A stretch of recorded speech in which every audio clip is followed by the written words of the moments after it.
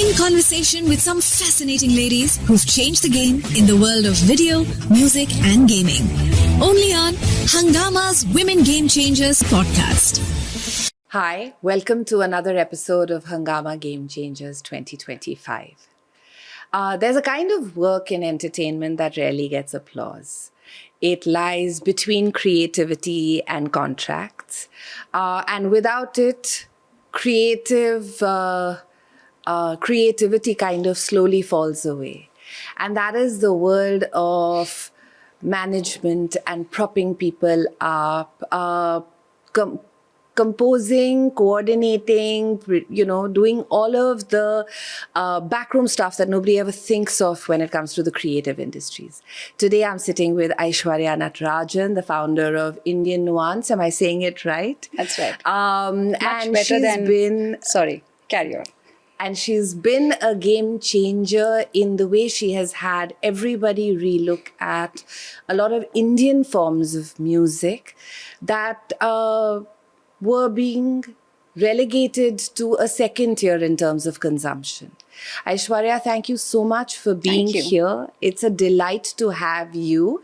And I think it's a great initiative, even though it's probably a harder route that you've ended up taking in terms of the music space, right? It's true. But the route has also, I have, like how a river has many branches. So it started off in a certain direction. And I think one learns along the way. And you have to keep changing your strategies of what you want to be in. So when I started out, it was, I think what you're alluding to were the less commercial kind of musical styles, which were the folk and the classical. And because I come from that training, it was, it just stood out to me as a big gap in the industry that people didn't know a lot about the business side of it, right? The creative is fine. There's no structure. Right. There was no representation. So it was just a very natural thing for me to gravitate towards. But your careers also had pivots, right? Yes. So tell me a little bit about the journey, but also about, pivoting at those key moments, to know that when things are working, when things aren't, and how to kind of, pick up your socks after those moments. Sure. The biggest pivot was to even decide to come to this industry. It was not a plan I had ever made for myself. Despite having studied and trained in music for 22 years, which is a long time. Wow. And you come from a family where everyone thinks the natural thing you would do is, if you're gifted with a good voice, as they said I was, and you're trained, why don't you take it up professionally? And in South Indian families, that's very common. Yeah. It was just not for me somehow. And performing, just making a career in music. And at that time, a career in music, to me, as someone who trained, meant performing. Yeah, because you keep saying it was not for me to make a career in music, but haven't you actually made a career in music? Yeah, absolutely. But I think it was two things. It was a lack of awareness of what careers existed in music. Yes. The only avenue I saw was being a professional musician. And my only training was in Carnatic classical. Yes. It's just not a line I wanted to pursue. It's possible that I didn't think I was good enough. And then I just thought I'll do the usual. I'll study and I'll do an MBA and then I will get a job and marketing was something I was very much enjoyed, and it was something I studied and liked to read up on, and case studies and whatnot. So I actually had a regular job. And then 6 months into that job, I don't know what happened. I just walked up to my AVP and I said, I'm quitting. And then he said, quitting to do what? I said, something in music. It's like, what? I said, I don't know. But I'm just going to quit. I said, why don't you keep the job? Figure out what you want to do. And if you want to do, you can go back to it. Or, you don't seem to have a clue about what you want to do. I said, if I need to find out, I need the time. Yeah. You're not giving me the time. So I just quit. And I think it was probably the singular, right decision I made at that point in time. Because there have been points later where I've reflected and I thought I could have been more risk-taking or more adventurous. Then I did the ridiculous thing. I didn't know what A&R was. I didn't know what artist and repertoire was. I didn't know content, nothing. Except the only thing I had on my CV, if I could call it that, was my training in music and in education. I just went literally from one record label to the other with this half-page CV, which had very little to speak for. And I would just land up there and leave it at the reception. And I would do this for months in Delhi. And there was this, I think, one gentleman at the India Today group who must have felt pity for me and said, okay, she just keeps turning up. What do you want to do? And then I just got the job on maybe instinct. Yeah. A good instinct on his part. And that's how it started. And I enjoyed it for the most part until disillusionment set in, because I think the industry was also going through a point of inflection where the physical formats were getting redundant. And this is in 2008, 9. Yeah. Actually, no. Should have been earlier. Yeah. 2000. No, well, when 2007, 8, 9, Right. 10. And then, but I stayed on. Yeah, because we were going from CD sales that were really high to almost not at all in a matter of a very short time. Very short time. The digital boom. Yeah. It hadn't streaming, boomed right? yet, Yeah. but it was coming and nobody knew how to deal with it then. And then I was always on the artist side, artist-facing role. Right? So I was on the product and content side. So one didn't feel very honest having those conversations with the artists, sitting across the table from them and getting them to sign the contracts that I knew were not in their favor. There was just no way to sell enough CDs to make them No, they were just profitable. not also drafted in a way that were to their benefit. Yeah. But I was representing a company, so I had to do that kind of speak, right? That, no, this is good for you. This will give you this, or this will give you that, and we'll do this for you, and we'll do that for you, knowing that even if we did all of that, what they're giving away, which was their music, was not the right thing. It's actually taken so long for it to come full circle, right? Yeah. So the first pivot, I mean, if I can call it that, the first realization was this, even moving into this industry.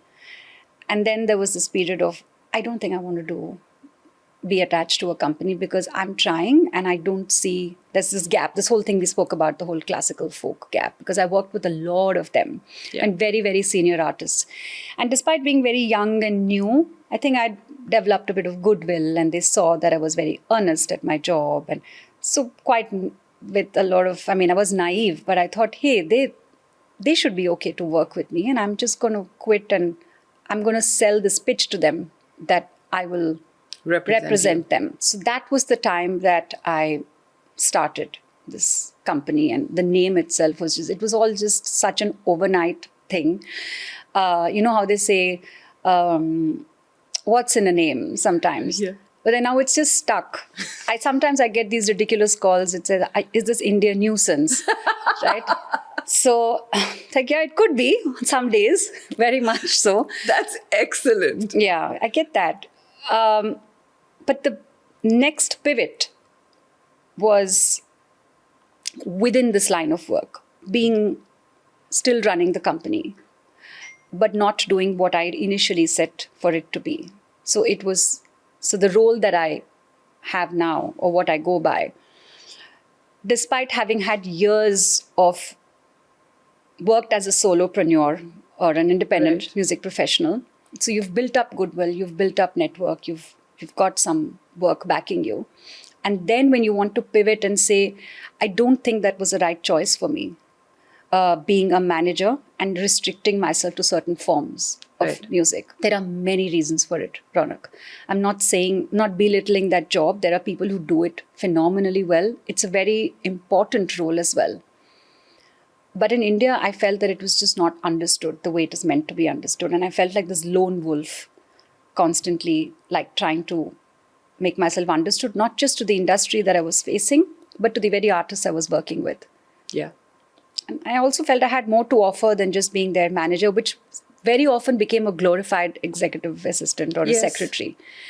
And I felt I have not done this, thrown away a job to be doing this. Right. I have more to offer. So that, I would say, was a very, very important, like a conscious time when I shifted gear in terms of the pace and also what I go by now, which is a music consultant. Right. Every time someone asks me, Aishwarya, what do you do? I said, you have half an hour. Yeah, I was going to say, because I have music consultant in my notes. I also, what does a music consultant? I won't, we may not have half an hour, but, No, take your time, explain it. No, I've got it all worked out. I have a 2-minute pitch. I have a half an hour pitch. So I'll take the 2 minutes. Yeah, 2 minutes is good. It's just basically a consultant who works across different stakeholders of the industry. So primarily my work, bulk of my work is with creators, is with musicians in the capacity of an advisor, a strategic advisor. It does sometimes morph into a managerial role, but it is not a manager in that I'm not tied to them. Right. There is no exclusivity. There is no contractual binding in that sense, like a typical manager would. And then I also work as a content person for a label or an editorial person for a DSP. I have a fascination, if I can call it, for the legal side of music. I'm not a legal expert, but I have it. And it's a very important part of what I do as my work. And every day becoming more and more relevant. So a podcast that I'm working on now about like breaking it down for creators of music and how to navigate that space. Curation for live and festivals. So I operate across these different verticals, if you will.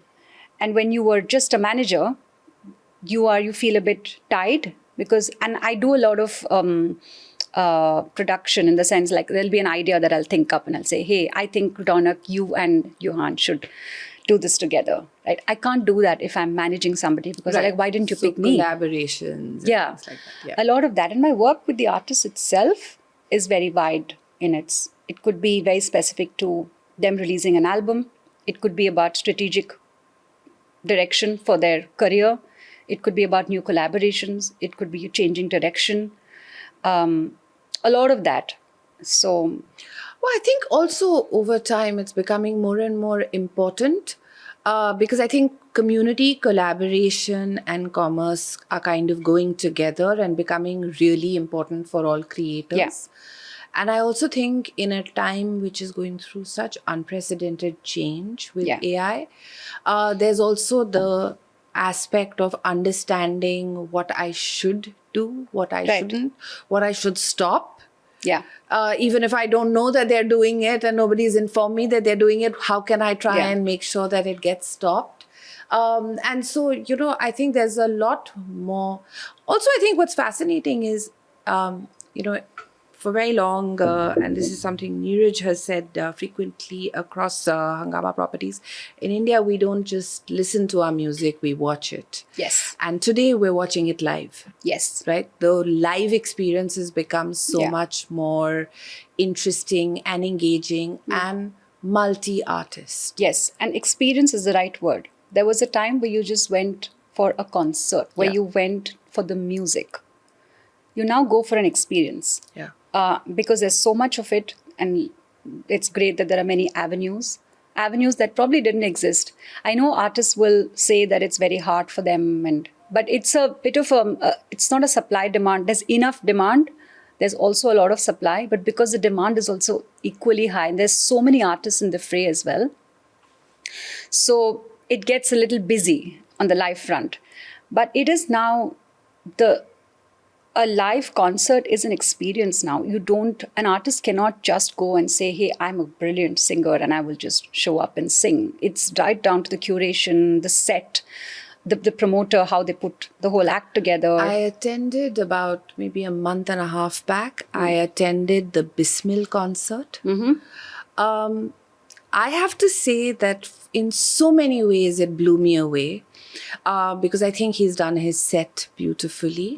I think he does his curation of his content and songs beautifully. I think the way he engages with Shairi through the whole thing, he's talking to you. Yeah. People are talking back. Yeah. And I think also, even the two DJ acts that he's got before, one, really world rhythm sounds, one very much more in the Bollywood space. So you kind of get there at 8. He only gets on at 10:30, which I have to say I did not realize. Yeah, they often don't tell you that. And they've got an open bar. It's like he has organized a party and you're attending the party. Attending it, yeah. You know, and I think that for me was, this is what India is going to enjoy. Yeah. This, because we're a young country. Yeah, totally. Absolutely. So what do you see, for you, for the company, as sort of the key focus areas over the next maybe 2 to 5 years, and then for the industry over the next decade? Don't know about the industry, but I can speak for the work I'm doing and I continue to want to do. I don't know if you've noticed, but so like I said earlier, it was very classical focused. Yeah. That was another bit of a struggle. You get typecast into this woman who represents the world of the classical musicians. So it was a little bit of a struggle to be able to say that, no, I represent other forms of music as well. Which also makes you feel like, for the original artists that you worked with, also think it's a bit of a sellout? No, I mean, I don't know what they say or think, but I certainly don't feel that it is a sellout, because selling out would have been the natural thing for me to do, is to have gone, there's so many emails I get, could you work with us, could you do this with us, Bollywood, those would have been natural things to do. It would have been easier, it would have been more money for sure.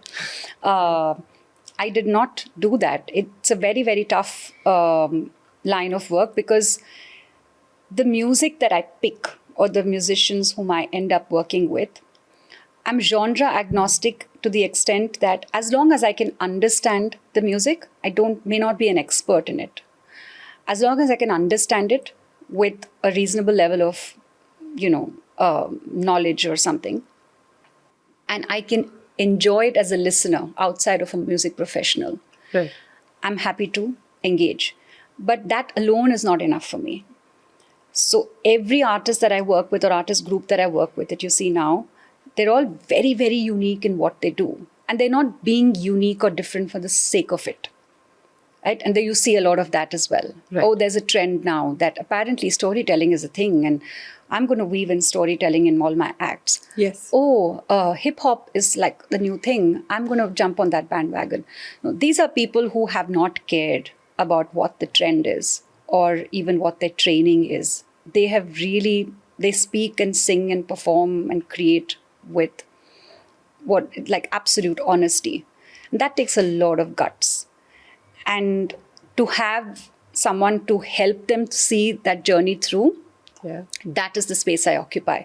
So if you see, there's a universe of music, and then there's indie music, and within that there's this other small universe of, I don't want to call them musicians who are different, but they're bold and they're brave. Yeah. And they're here for the long haul. They know it's not going to be an overnight success. This is another thing. Can you make sure that in a year I will have a hit song, and I will be, sorry, I mean, I'm not that person for you. There may be someone who can do that for you. I'm not that person for you, right? I'm not this overnight success. I don't claim to have ever done it for anyone. So the success is always the artists, and one just guides them on that journey. So to answer your question, sorry, such a long-winded way of coming to it. It's not a sellout. It's the fact that my passion and interest lies in other forms of music. Right. And I felt that I had so much to give. And it's as much a learning experience for me as they must derive value from it, which is why they work with me. Actually, as a second part to that same thing, it is, and I think some parts of it you've answered, how do you emotionally, aesthetically, creatively, but also in a sustainable manner, balance this? Because you're not just working with talent in a creative space, you are also an entrepreneur. Yes. And you have to kind of balance both so that you can continue to be an entrepreneur. It's an ongoing struggle. Yes. Ongoing struggle. You get very emotionally attached to the work that you do. Correct. And they're people, and they're putting their soul out there. Yeah. And they trust you with so much of their work. So that's that burden of responsibility you feel. I mean, at times I feel they're like my babies. They're my family. They're my extended family. I have to do right by them. I feel so protective towards them. So that sometimes blurs that boundary of saying, hey, this is what is possible and this is not possible. So I'm constantly navigating that space of where to set the boundary and how far I can push that boundary. It's a constant struggle. But I'm also very aware that the reason people the reason we work together with the artists and I in any capacity is because there's a bit of that connection. It is not a textbook template, right? A lot of time I spend before I even start working, a lot of them will tell you, before I even say, let's work together, I just have conversations with them that are not about their music. Just to know the people who they are. What drives them? It could be anything. Yeah. So it's so important it's almost like a sharing session between two people. Like you need to know who I am as much as I need to know who you are. And it's a given that I like your music, and we'll get to that later. But that is really, really important for me. Aishwarya, at what point did you realize gender plays a role in your job? Very early. Very early. It has had its... I'm imagining it also has its pluses from what you were just sharing. I think, that sense of time, empathy, understanding also comes perhaps from that side of you. Absolutely. But also, I think there are equally many challenges also, assumptions. Yes. See, people will tell you what they will, but it's a very, very gendered industry. It is. And while women are coming to the forefront and, doing better and taking on roles and putting themselves out there, you still get a lot of the boys' club attitude. And early on, it would mean, इसको तो हम बोल देंगे, मान जाएगी ये. So if you wanted to arm twist your way into something, having a female in front of you would be considered easy. On the other side, the company, inadvertently, you want a pretty face and then say, hey, why don't you go take that meeting? Right. Right. Or this is something I continue to experience, which is a blatant disregard for just my gender. In that somehow people think it is okay for them to address you in any form as they please. There's just no boundaries in the way they speak. It's a very friendly industry, right? So you'll see men saying, hey, buddy, or then the guy whom you're just meeting will say, hey, babe. It's like, I'm not okay with that. And it's very difficult to say you're not okay with it because immediately you're saying, oh, my saying not okay will have repercussions because if this person is very powerful, then, word will get around and then you will be looked at as snob. And then there's this whole snowball effect that it has. And those are running through your mind. Before, in that microsecond before you react. Microsecond of what you want to say. So I had those instances very, very, very early on where I realized that boundaries are so important. And the earlier you set them, the better it is. You mentioned to me earlier that some of your sartorial choices, how you chose to dress, to look older. Yeah. Also probably more because you're a woman trying to look older in an industry that overall as entertainment is quick to objectify perhaps. Yes. For me, the reason was I genuinely just didn't look my age. So, and when I would go for a meeting, I wish I could say that about myself now, but you can, but today it's not a problem. No, it isn't. Yeah. So there were times where they would say so-and-so is coming for a meeting, and you could see when I presented myself, like, oh. Yeah. Yeah, like this chit of a girl, right? So then there was a conscious need to dress to look older. Like we always try to look younger. There was a time where I had to look older. So the saris and bindis and like jackets, I didn't just dress the way I wanted to. So there was very much of that trying to fit in. And I think we are all aware that when we look and dress a certain way, we exude a certain personality, or your demeanor changes. I mean, we feel it ourselves, right? If they say you feel good about what you wear, then it just shows on your face. And I think subconsciously I have learned to conduct myself and dress in a certain way so as to not attract and not distract. If that makes sense. Seriously. Yes. I don't think, I think this is something that I don't think most people even realize, that before walking out of the house, every woman has already decided for herself how she's going to be handled. She's aware of the fact that she's decided how she's going to be handled today. And unfortunately, she has already spent time and space thinking about this, just because what she puts on is going to decide how the guys around her will react. You talked about the boys' club. And I think I've heard now over the last 2-3 years, artists also talking about the fact that women tend to headline less. Mm-hmm. The gatekeeping exists, and sometimes it's not existing at the highest, in the sort of executive offices and all of that. It's happening at this mid-level. Mm-hmm. And as somebody who's obviously working outside of the artist, but trying to kind of figure this out, how do you sort of see gatekeeping, not just for artists, but even for, you being able to kind of get your foot in the door, being talked over, guys telling you, oh, you don't understand, even though you've been in the industry for 25 years? I used to get that early on, this talked over business. And it wasn't just the guys. It was just the other person's way of exercising their power and authority. Women did it as well. Women who were in relatively higher positions than you were. But yeah, by and large, it is a thing that men throw at you. I think it comes from some sort of... No, but I think it's fair to say it just comes from power and not just... It's just that they're mostly men in those positions. Exactly. But I don't think it is so much because it's more gender they're men. Agnostic, and it's more power driven. It's more power driven than it is about the gender.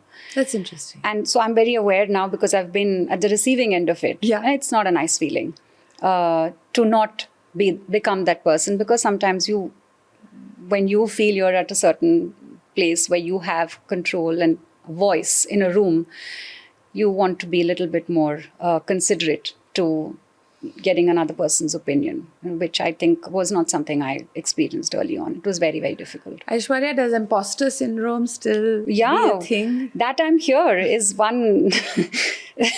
No, jokes apart. It does hit you at times. I think I experienced it...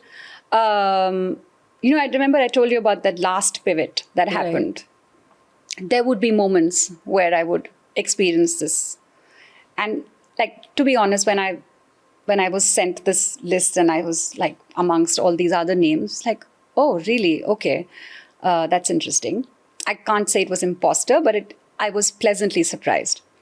But that has, I would say, I've been able to put that negative voice to rest, because it was a very interesting revelation. When you go to a doctor and say, hey, these are my symptoms, without batting an eyelid, he writes you a prescription. You pay them a hefty fee and you go back feeling good, and hopefully you feel better as well. It came so easy to the doctor, right? But then you value it so much. Yeah. And then I realized that when I was talking to people who were like, please, can we have half an hour with you? We need to understand. And I'm thinking, I'm not really saying much to you. I'm just listening and I'm reacting and I'm sharing, probably based on whatever experience I have.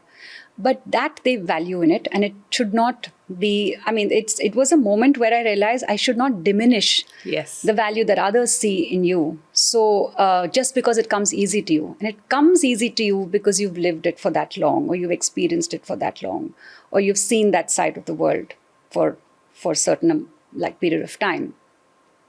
And I think that helped with this whole impostering monster that would creep up on me sometimes. No, I think there are times that and it's now been 30 years, I still walk into rooms thinking, I don't know what I'm doing here. Yeah. I also still walk into rooms where I know that some of the youngsters are metaphorically rolling their eyes at me. When I first started working with the team here at Bollywood Hungama, I regularly got that, and they were not being metaphorical at all. They were doing it literally, because I came from a print background, and youngsters, they were a decade younger than me, and they were teaching me. And I owe them great thanks, really, because... But yeah, I do think that imposter syndrome keeps coming back in and, makes you feel like, should I be doing this? Am I the right person to do it? I'm sure there's somebody else who will do a better job. And I think, unfortunately, we do tend to look for validation outside. But do you think it's a gender thing? Yes, I want the confidence of an average male. You think men experience imposter syndrome? I think from a very less? young age, I'm sure there are moments of imposter syndrome, but I think from a very young age, in most typical societies and families, there is a confidence that comes from constant reinforcement of your own importance. True. And it isn't that they're going out of their way to not validate their child, their girl child. I just don't think it occurs to a lot of people to do so. She's pretty and beautiful. What a pretty girl she is. Yeah. And he's bright and he's strong and, he's so confident, and I think those are the little differences. She's good at poetry and he's good at math. It was the worst compliment, that I received. I won't say from whom, but it was like, your brother is so smart, so intelligent, he's an academician. And you, Aishwarya, you're so sweet. You're so talented. Oh my. You're so charming. And that list would seem longer, but it was just like, whatever. Yeah, really, whatever. Is that all you see? You're so sweet. It is very annoying when it does stem from this very early sort of our norms on femininity and masculinity and how those are reinforced at an early age. And I'm sure both those things that are being said are coming from a place of love. It's protection. And your grandmom saying, "Oh, she's a pretty girl. I got you a pretty frock," and she loves you. She's only doing it from a place of love. She's not trying to not make you value intelligence. True.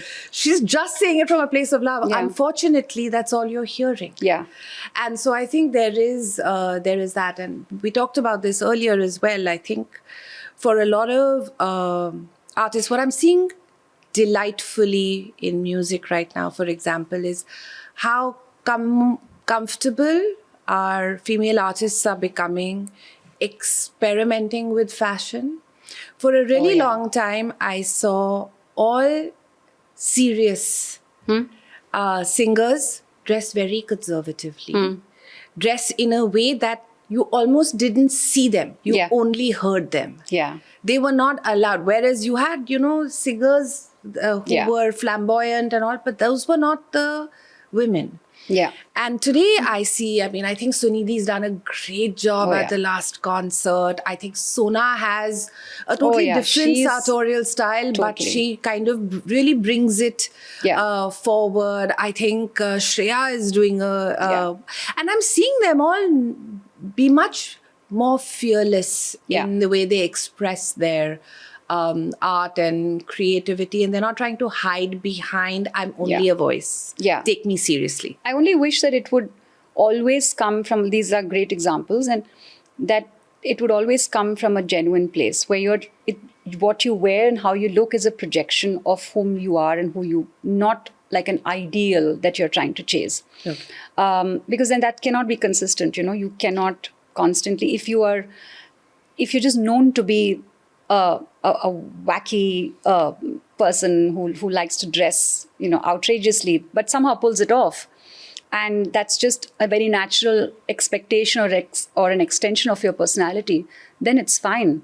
But if you think that is the thing to do to get attention, you're conforming to pressures. So when you're external pressures, or when you're sort of almost going at it with a very practiced effort, then I feel it's just you're not being honest.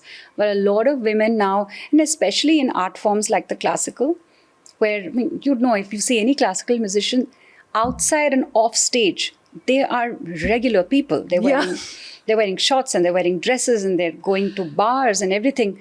But dare you ask them that, do you consume alcohol? Or why on stage, suddenly there's this divine... Saraswati is... which is fine. It's a little bit of the respect to the art and everything. Yeah. I'm not saying they shouldn't do it, but don't hide the fact that you are also this person off stage. You don't have to be in shorts and sing on stage. I'm not saying that. But you don't have to nullify, this other, which is very much a you when you're not a performing musician. So, and have you seen Wild Wild Women? I love that they just, they're so confident about their bodies. They wear their style. It's honest. Yeah. It's again not practiced. And I love that women are feeling the freedom to do that. Yes. I also sort of wanted to talk to you a little bit about, and like I said, we discussed this earlier, you can't be what you can't see. Yeah. Especially when you've got a little girl child at home, like I know you and I both do. Mm-hmm. There is also then there becomes this responsibility at some point of saying, okay, this is how I'm going to do it. And you're also paving the path for the women who are going to take the same journey after you. So how does that responsibility kind of factor in as you are going about not just the way you conduct your business, but also how you handle visibility, how you handle networking, how much you put yourself out there, make yourself available? I will start by saying that for every mother, you first have to make the choice of how involved you want to be. And that's a very personal decision.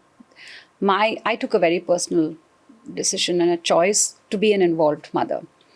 But it also meant that I was also a very passionate working professional. And I didn't want to compromise on either.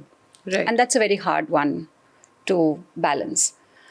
So one of the biggest challenges I had was to tell people when my girl was very tiny, like under a year old, and I never had help. Right. I said, just letting you know that I'll be coming with my 7-month-old. And this is the time that works for me because she'll be napping then. And I have attended meetings like that. And initially I have faced resistance. They don't say it to your face because they understand it's impolite. But I also understand that it must have been awkward for them. It's not a sight you see often. You show up for a meeting. If you show up with you're cradling a little child, then maybe she's unprofessional. Or, those are just tags that get added on. It's the same for, you don't have an office. Do you have staff? Right? And these are just these trappings around the frills that give people confidence and trust. And maybe they feel there's more accountability if those structures are in place. But I must say that has changed, and in such an incredible way on 2 counts. One is that you can be an entrepreneur or whatever, any kind of a working professional without having to compromise or justify your role as a mother or a wife or anything. Yeah. And I think the best way to do it is to not feel guilty about it. Or not to say, I'm so sorry, actually, I'm sorry that it sounds unprofessional. No, it's not unprofessional. That is equally a role sometimes it's a role that your spouse cannot fulfill. There are some moments in your child's, you'd know that the mother's got to be there. And for whatever your family situation is, you have to be okay to tell your, working colleagues that, look, this is it. And there were times where I had to say, without saying it, I felt like, just give me a chance and then you will not regret it. Yeah. No, I actually do feel that parenting becomes such a key point in the careers of most women, because you're making this decision, and regardless of how you're making this decision, the people around you are also making decisions with regards to you. And I say parenting, but really it's women who are facing this. It's not like somebody saying, oh, he just had a baby, I don't think we should give him the promotion. I'm sure he's going to be also staying up at night. I'm sure he's going to be worried when the child is sick. True. But somehow that's not going to impact his ability to make decisions or deliver on a promise. And I think we do end up in a lot of those situations. Moving forward. But just very quickly, I want to say, you were saying about how that paves the path for people. I also feel, forget how you pave the path for other women entrepreneurs or other working professionals. For your own child, it's very important that they see that their mother was able to do this, balance being the mother, being available as a parent as much as she could, and also my daughter has traveled with me for all my meetings, for a large part of my thing. So I feel very proud that she's in some sense been a part of that journey. And I think she'll grow up to look back at it with a lot of respect, hopefully, for me. Harvard did a very interesting study, because for a really long time, the general consensus was that daughters of working mothers have a tougher time adjusting. They seek more validation, all of that. They did a very interesting study, and they realized that daughters of working mothers are 30% more likely to be successful. Oh, yeah? Because they have also seen a little bit of the juggling that goes on in everybody's life. It's not just women. Correct. Guys are also juggling. Yeah. But I think that's an interesting thing, because they're not seeing the onus of figuring solutions out only on their dad. They're seeing their mum also do it. And so then they are that much more motivated equipped to be able to do it themselves. Aishwarya, tell me what's next for you? What are you excited about? For the next beyond your podcast, and tell me a little bit more about your podcast and platform so we can do a shout out. No, I think it's too early to plug that in. All right, we'll take that out. It's okay to say that I'm working on it. It's just something that I told you I was very, very passionate about. And the idea is to have a ready reckoner for creators to be able to access, which doesn't use jargon. Right. Because I've seen a lot of people give you advice. Experts will come and say, hey, copyright is this, and this is that, and that is this. There are a couple of lawyers also. I believe Anushree Raunaq was in the 2024. Anushree is a dear friend. Yeah, absolutely. She was in our 2024 cohort, and I think she has a podcast that she does. Yes, she does. The problem is, when I speak to artists and I work with them so closely, they don't understand a lot of that language, right? And they're thinking, I get, why do I need to know this? Yeah. Because they will only want to know if they're faced with a situation where they feel they need to know. I also think that they don't want to know case law. They want to know how it applies to them. And also only when I absolutely need to, because they're already struggling with their Instagram, keeping up with their Instagram, putting out the reels and stories and making music and planning their release. There's so much to do as a creator. They're saying, tell me just what I need to, or tell me that I am in this situation and this is the way I need to deal with it. So for them, when it is, it's more real for them. Then I don't feel it's unfortunate. I wish they would just want to have this information and knowledge because it's good for them. But I think it's a tall ask. So I think it's true for a lot of us. I mean, okay, I understand. Now that I'm faced with this particular legal issue, I will find out a little bit more about it, ideally by speaking to somebody in the legal team. Correct. Or, a lawyer or whoever you have in your world for it. But really, I do think for a lot of people across industries, that's the goal. Yeah. I do think it's interesting for you to explore it as content because I don't think it's ever been more important for an artist to know what they should and should not, or what they absolutely should be making sure is in black and white and is clear. Oh, yeah. More than lack of information is the presence of so much misinformation. Okay. So, yeah, that's just one thing that I'm very excited about. Apart from that, I continue my work with different artists and artist groups, and each one has very unique projects. So I'm hoping that they will blossom into realities soon and you will all hear about it. So what's a project that you worked on with any of your artists that you felt, all right, this is real, I have been able to really make a difference, either for that artist or just for the general scene? For me, the impact is always in realizing the dream that the artist, I'm speaking strictly from that world, the artistic world of the work that I do. Any impact or any success for me is whether the artist set out to do something and were we able to achieve it, and were we able to go above and beyond that. If we've hit those targets, I think that's a win.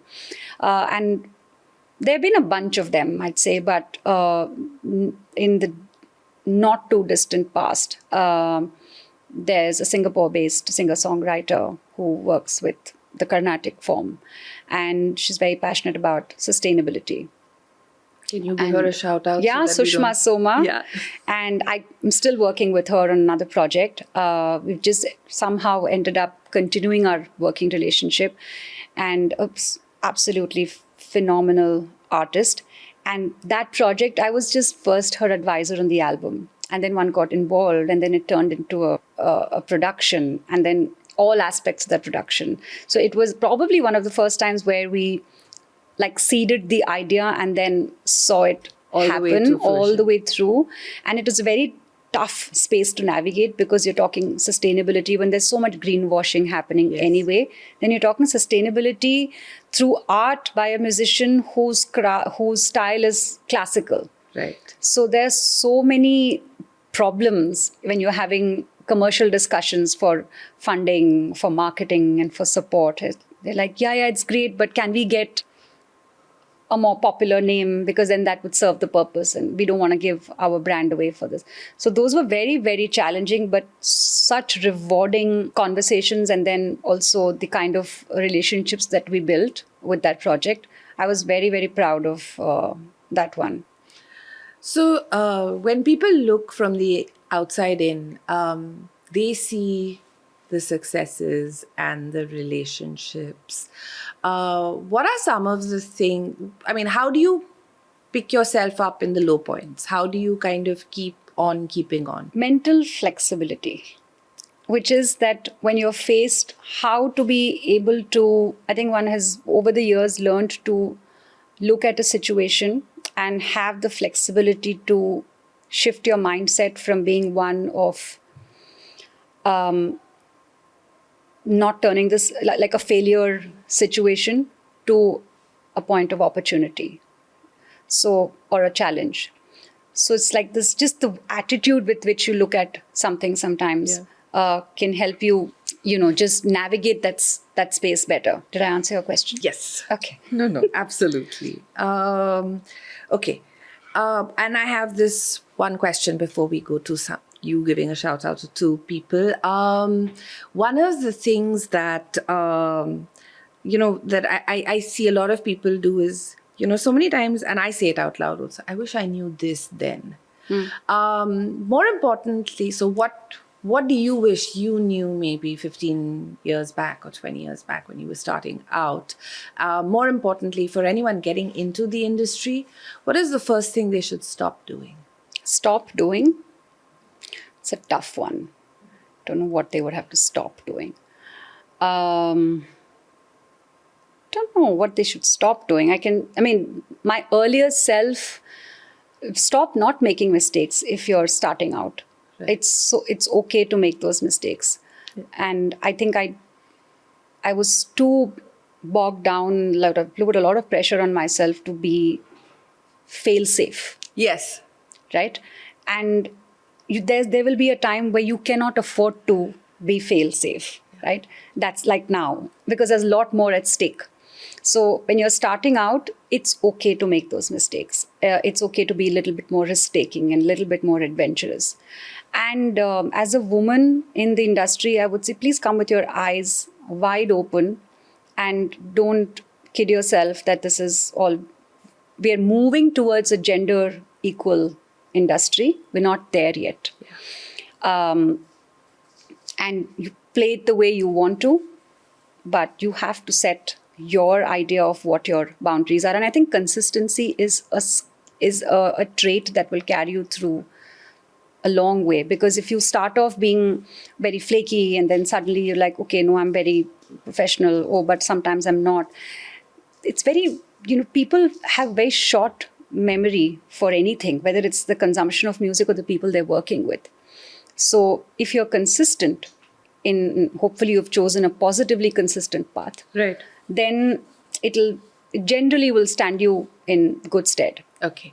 Aishwarya, give us you can do this now or you can even send us an email later. But one of the things we ask every woman who's sitting in that chair to do is to recommend 2 women for next year's cohort. Yeah. I'm going to think about that. Yeah. So think about it. We do have a jury, so they go onto the long list. Okay. And then the jury selects them based on, I think, not just influence, but also impact. Mm-hmm. And that's a really important one for us. But yeah, so I'd love to hear the recommendations you make, because I think there's also a lot of resilience that comes from some of the artists that you're working with and the space that you continue to focus on. Yeah, for sure. But I want to say thank you so much for your time and for your candor, and for sharing the entrepreneurial journey in music. So much. I'm Raunaq from Hungama, and thank you so much for joining us for Hungama Game Changers. We're with Aishwarya Natarajan. Thank you so much. Thank you so much. In conversation with some fascinating ladies who've changed the game in the world of video, music and gaming. Only on Hungama's Women Game Changers podcast.